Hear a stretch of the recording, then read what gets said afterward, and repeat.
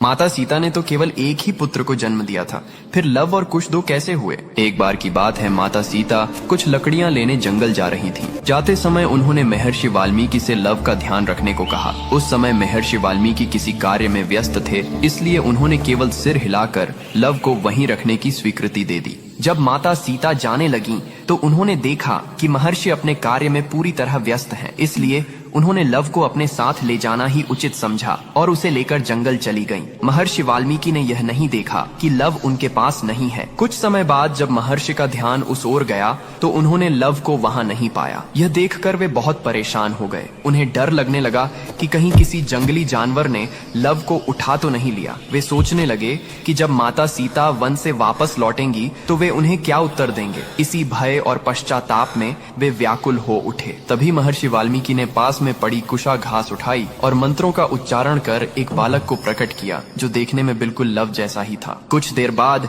जब माता सीता वन से लौट कर आईं, तो महर्षि ने देखा कि उनके हाथ में लव पहले से ही मौजूद है। यह देखकर वे आश्चर्यचकित रह गए, लेकिन माता सीता उस दूसरे बालक को देखकर अत्यंत प्रसन्न हुई, क्योंकि वह बालक कुशा से उत्पन्न हुआ था, इसलिए उसका नाम कुश रखा गया।